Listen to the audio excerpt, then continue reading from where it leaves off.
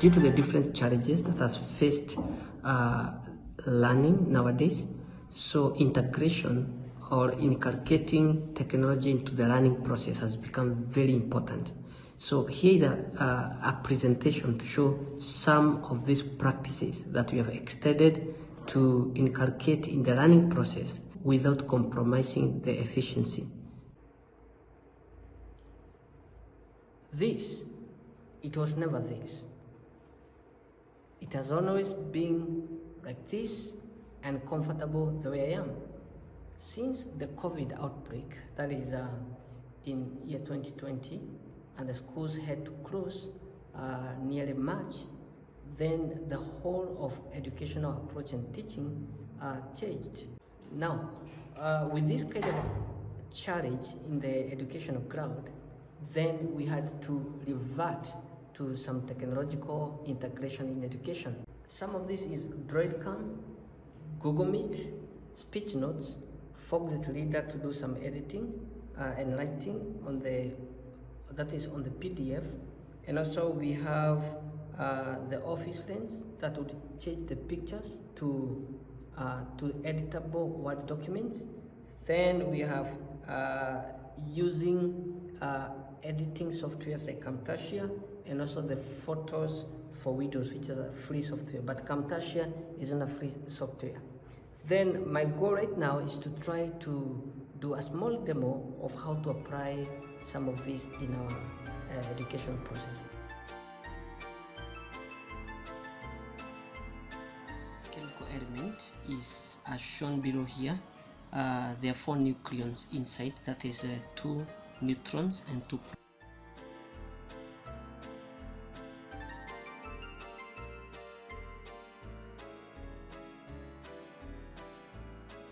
Okay, so that you do what we call the overhead shooting using the Dread camera, you need some of these things. The first thing is, of course, a phone stand holder, and in case you don't have a holder, you can just use the physics lab holder like this one, the little stand. Then you're going to acquire your phone. This phone will be helping just to do the overhead shooting using the Dread camera. From there, of course, you need your laptop, where if you're in a Zoom classroom or a Google classroom, you're able to display exactly from that platform.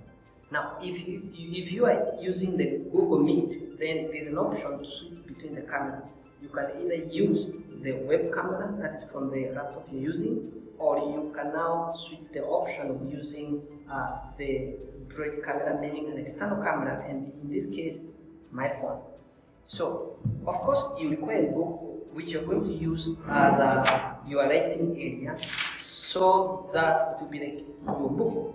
And finally, you require a nice pen. You can use a jelly pen, or you can use a pen which is able to have quite thick printouts or write-ups, so that for visibility factors.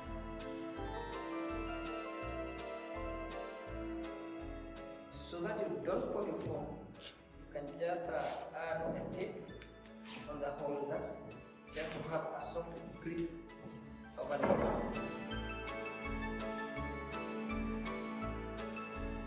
Of course, you can avoid all this by going to the shop and buying some nice holders. That's all I have for you.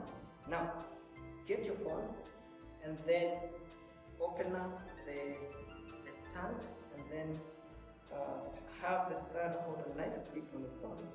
So you have to make sure you don't exert excessive force, lest you break the housing of the phone. So with this in position, I'll have my pen, my book, and my camera.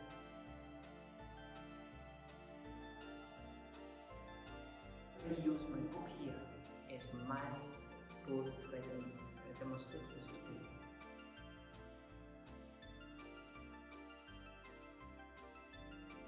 Okay, now at this position, I need to demonstrate how you will now start up your Dreadcam. There is a software known as Dreadcam. It's a free software for Android phone. You can access it in that is the Google Play Store. If you just click on this software, maybe let me go one step behind. The way the icon looks for this software is this green, the green icon you can see here. It's known as the Droidcam. So there's a Dreadcam there, which you can simply will be using it for overhead shooting. Now, if I click this the Dreadcam, you can see it will open up another interface reading the following. Because these promotion messages I don't want to respond right now. So when you open this platform, then you'll be able to see your Wi-Fi IP address automatically to be detected. Please note, it is wise to have both your phone and your laptop connected to the same Wi-Fi. So my Wi-Fi IP address here, it's you can see it starting with 192.168.52.80. The Dreadcam port is a default port. In fact, I am not able to change anything. It's just information to tell me what I'm going to use that is on my laptop. So I'm going to feed these details on the software which I'll run the same software but for Windows. In this case, I'm using my laptop is a Windows laptop, so I'll be running that software in my laptop.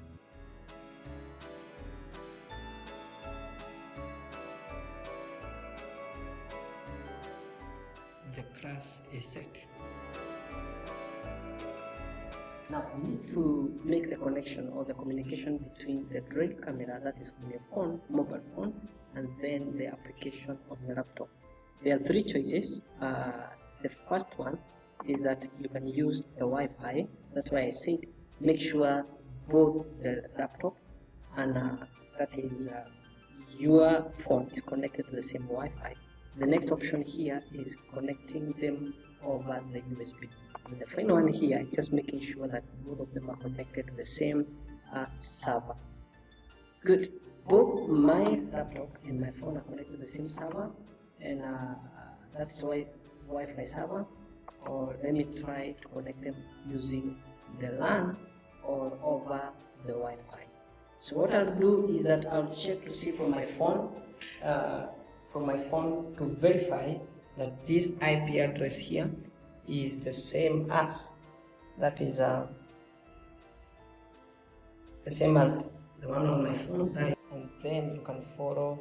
Now it is actually 192.168.52. So back here again, I have to change to, this is 52 and the last one is 80. So 5280, that's the IP address. See, if you get it wrong, it won't work. So you have to make sure the IP address right from your phone is the correct one. Please note there may be a problem, especially if the Wi-Fi is low. You may struggle sometimes to try to connect them, but keep trying. Then finally you're going to succeed. Like now I can see I've succeeded. The next thing is to try to move your book to the correct position where it is visible. Sometimes if your Wi-Fi is very slow, you may see it's lagging, so that is obvious. So make sure your Wi-Fi is quite good. After I do this, I'll go to the Google Meet. I've already signed in Google Meet lesson. Then what I'll do is that I'll straight away go to change the camera so that I use my camera. If I click this video turning on the camera, you can see from my webcam it exactly switches on the camera. So I need to switch that off, and then if I turn this like that, I'll switch on my camera, that is the webcam camera. But I don't want to use this one, I need to use the Droidcam camera. So click the three dots on the left corner. It will open a list of options. Then see, search where click on the settings options. After opening the settings option, there's an audio, video, and host controls. Click on the video. Once the first choice here is the camera, of course it's off. Click the the downward arrow. We have two more options, the Dreadcam source 2. Click that one. So we've immediately changed the camera from that is the web camera of your laptop to use the external camera, then close this one. Now this is what your student can see from the other end. As you can see it, they're able to see the book as their board, and because we understand the psychology of learning, students have been used all their lifetime to see a handwrite on a chalkboard, so it is better and it is easier for them to feel a connection between you when you're using the Droid camera than even whiteboard and Jamboard.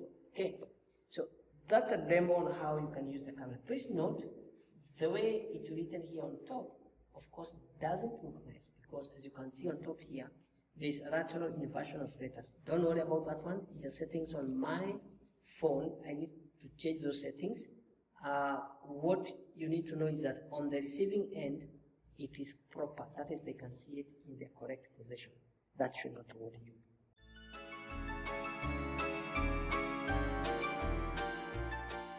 Chemical element is as shown below here. There are 4 nucleons inside, that is 2 neutrons and 2 protons. Now the starting place is first finding the mass deficit of helium. Now what we call the mass deficit. To get the mass deficit,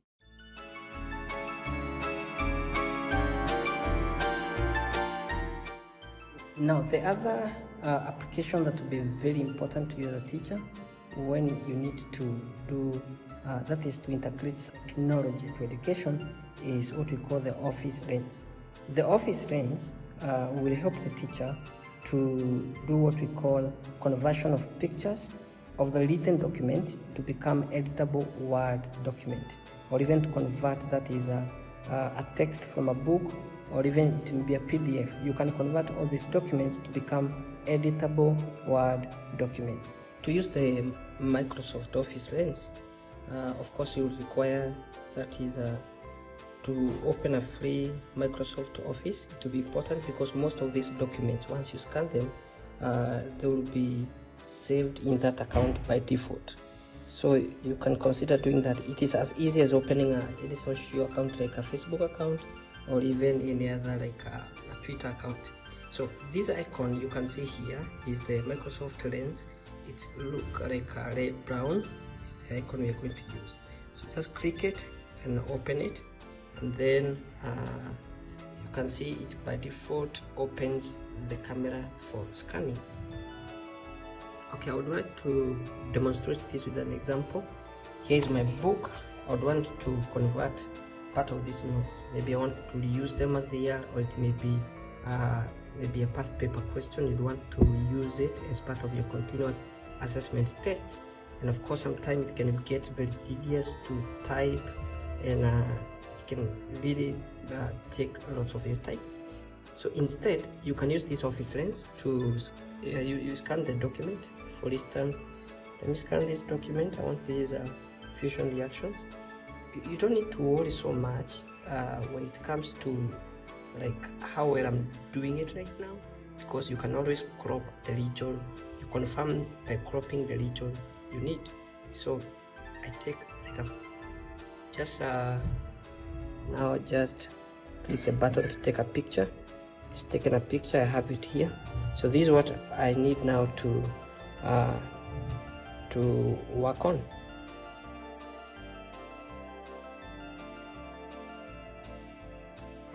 So I already said you just move the borders and specify the region which you need. Don't worry so much that whether you have neatly done it. You can always edit later, then confirm the region you want to save as your Word document. Then when you are done that, just press the done button. Then of course you specify, have the, as I said, have the title again, fusion reaction.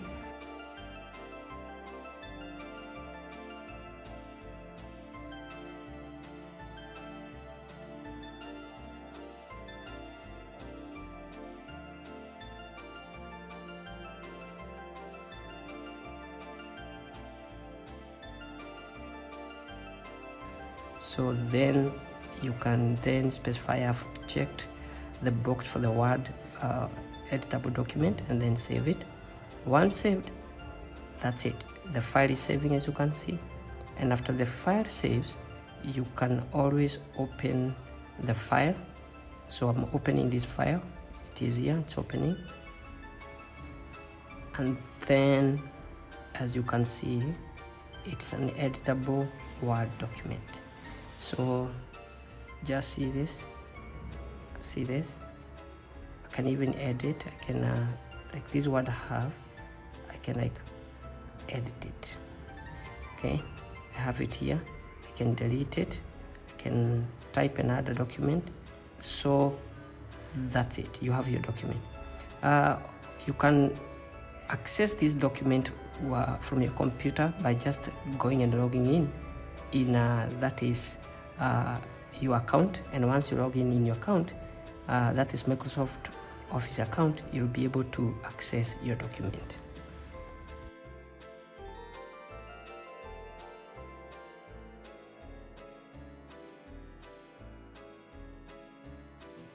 Okay, now the other very important software that can be of very great help in the teaching process is a software that is known as speech notes. Nowadays we have different platforms on which you can access the speech notes. Some, like the one we're using here, is on a website. It's just known as speech notes. Also, Microsoft has their own speech notes that you can use, and it can be of great help. Now, what is all about these speech notes? As you can see on the screen here, the purpose is to enable voice typing. Okay, meaning right now, let me say I have so much in my head to write about and I'm lazy to type. So it can also be a good mechanism to take your notes through typing. Let's give it a trial. Now I'll just click this microphone here, and once it becomes active, the moment I hover that is the cursor on top of it, so I'll click it like that. Then that is what you do to start the whole process. So let's start the whole process. You can see now it's already typing what I'm talking about, and if I reach the end of me speaking, I'll just put a physical full stop.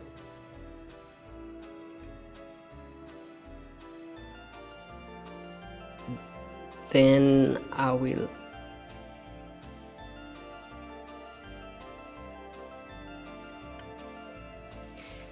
I've put the enter, and then I'll continue to talk until I reach the next line or paragraph, after which I'll put the full stop.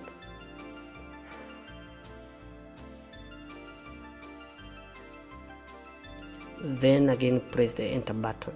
I hope you can see some of the words I'm using can be interpreted to use some particulars like full stops, semicolons, what have you. So if you can just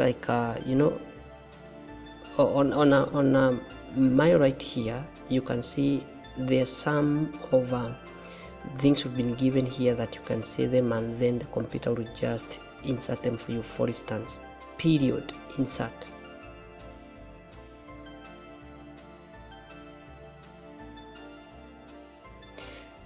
So that's it. After all is said and done, you can come back now to your document, and then you just click this voice again to stop recording.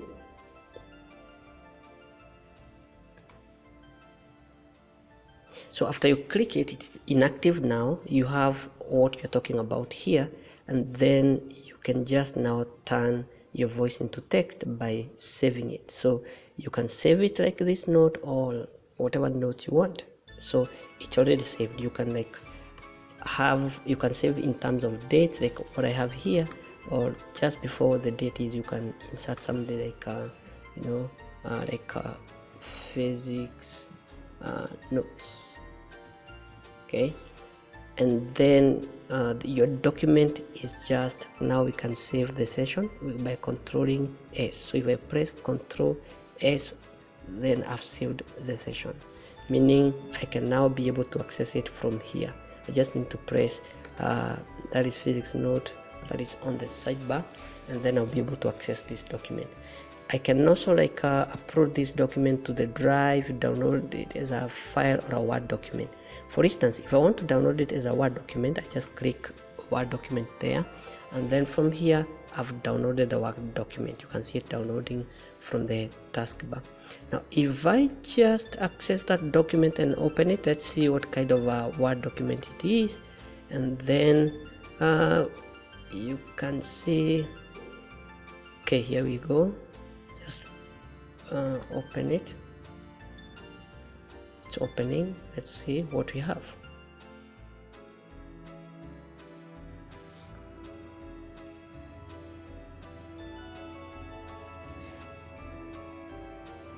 Okay, so I hope this session have been helpful.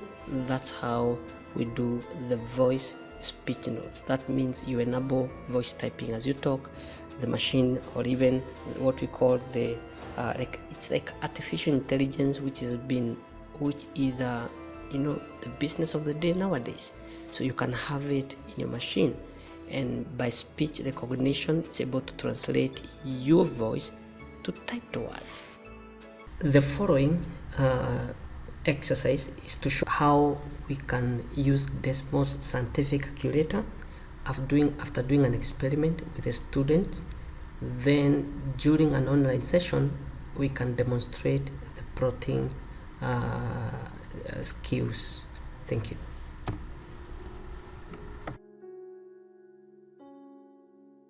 That's the reason why.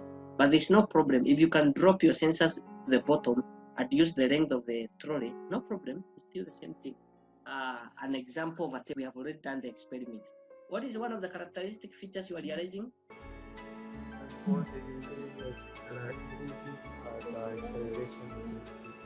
Thank you.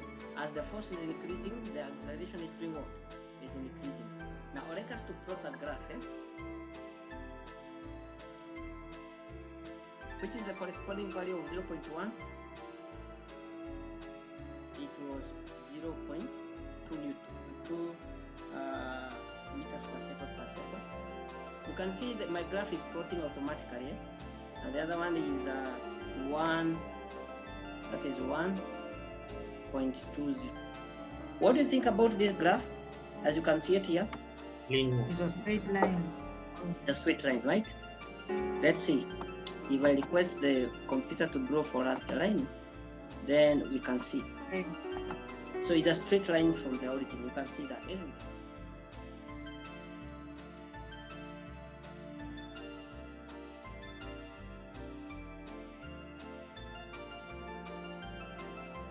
it? Okay. Proceed.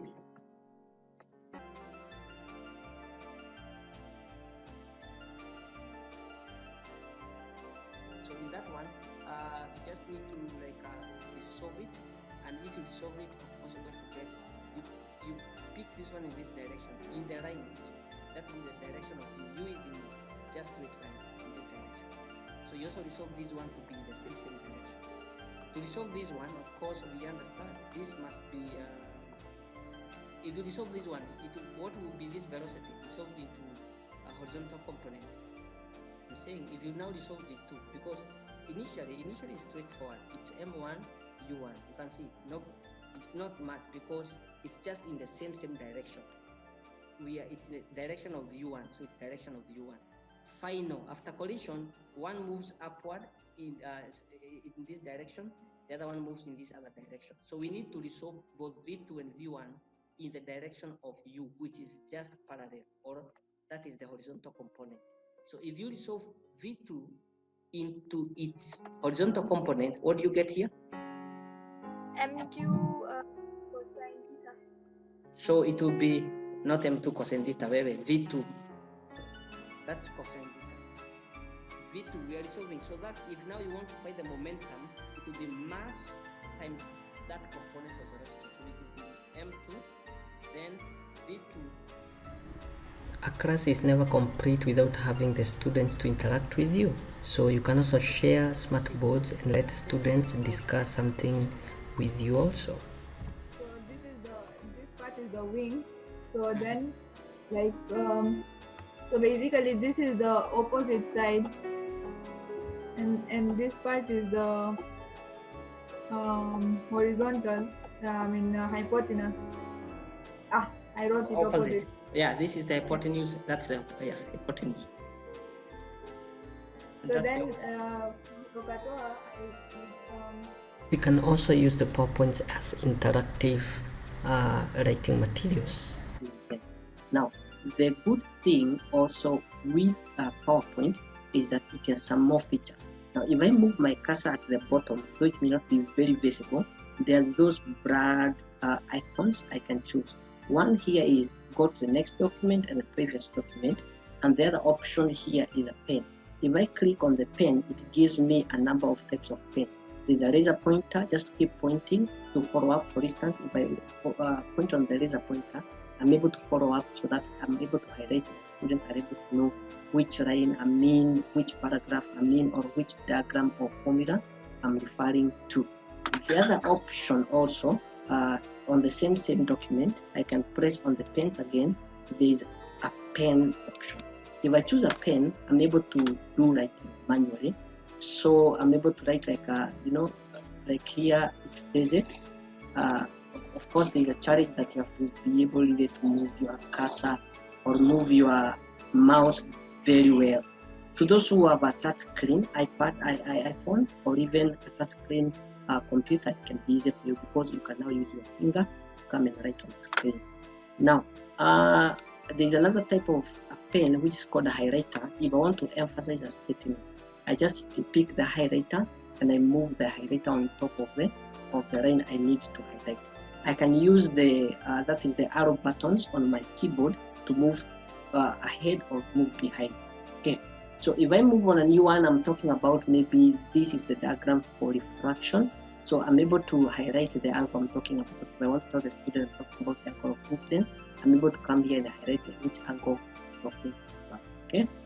So finally, I think that was nice. Then there is an eraser, of course. You can erase what you didn't want. Maybe by error you want to erase something you didn't need, or you want to bring back your document. So that is when you are sharing a document like a PowerPoint.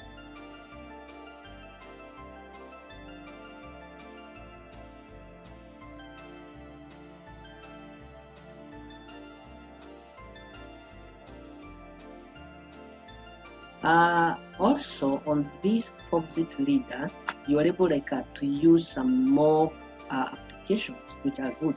For example, let's say I want to do a comment. You can see on these top options here, I have an icon for comment. Then I have a variety of resources to use here. Now let me use one. This is a pencil. This pencil, I can use it to keep underlining what I want to emphasize. So then when I'm underlining, of course, I can change the color of the pencil by clicking on top. Here is the drawing tools. I'm able to choose the different types of thicknesses of my pen. Like, let's say I want to use a very thick pen. So I can scroll through, pick another level of thickness of my pen and use it there, as you can see. Okay. So I can also choose a different color. I've chosen a different color. And if I choose a different color, you can see it will absolutely appear here, or even types of pen. Like this is a thick pen. If I need to again dictate on what thickness of this pen must be, I'm able to go back to the drawing tools and then I click on this option for line width, and then when I click, I choose the line width I need for a thin one, or even you can scroll up to a very thick one, whichever option you need. Okay. I find that one to be very helpful, especially when you're talking to students. You want to underline, you want to use maybe some more resources of that kind. We can also use simulations from some of the very good websites like PhET to demonstrate some scientific principles, e.g. diffraction of light. Now here is a simulation from PhET. PhET is a very nice website where they provide some educational simulations. Now in this simulation, you choose here what exactly medium the light is moving from, and then you can specify what medium the edge is moving into. You can measure the angle, the speed of movement, and also you can check closely. You can use an oscilloscope to observe what is happening. Now in this case, let's come here in the introduction and let's switch on our laser source, and then we are moving from air to water. Now here is our normal. I want to remind you that the normal should be perpendicular to any surface. Like here we have in water, we're moving from air to water. The normal is perpendicular to water surface. Whenever light travels between mediums of different densities, it undergoes what we call the bending or the refraction of light. And as we can see here, we can move our light source, that is our laser, and as we keep moving it, we can see that also the refracted ray is moving also here. Now let me remind you, students,